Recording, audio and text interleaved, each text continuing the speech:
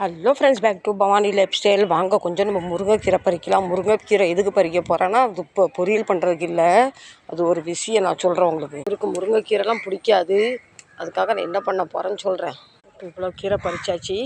இவருக்கு நம்ம முருங்கைக்கீரை பண்ணால் சாப்பிட மாட்டார், பிடிக்காது தான் நினைக்கிறேன். தினம் நான் குழம்புலாம் தாளிப்போம் பார்த்திங்களா, கருவேப்பிலை போட்டு தாளிக்கிற மாதிரி இதை உருவி டப்பாவில் வச்சுட்டு கருவேப்பிலை கூட போட்டு இதையும் தாளிச்சுன்னா ரெண்டா வயிற்றுக்கு போகும் பார்த்திங்களா. உடம்பு ரொம்ப சத்தானது. எனக்கு முருங்கைக்கீரை ரொம்ப பிடிக்கும். முருங்கைக்கீரை சாப்பிட நாங்கள் 3 பேர், என் பையன் மருமகா நான் சாப்பிடுவேன். இவருக்கும் சின்ன பையனும் பிடிக்காது. இதை இப்போ நல்லா மொத்தம் வீட்டுக்கு கொண்டு போயிடலாம். ஒரு டப்பாவில் உருவி ஃப்ரிட்ஜில் ஸ்டோர் பண்ணால் கருவேப்பிலை போடும்போது ரெண்டு இடம் இதையும் போட்டால் கருவேப்பிலை மாதிரி வயிற்றுக்குள்ளே போகும் பார்த்திங்களா. அதனால தான் இது அயன் சக்தி, உடம்புக்கு ரொம்ப நல்ல விஷயம். உங்களுக்குலாம் இதோட உபயோகம், இதோட மருத்துவம் சொல்லணும்னு அவசியம் உங்களுக்குலாம் தெரியும். இவருக்கு தெரிய மாட்டுக்க.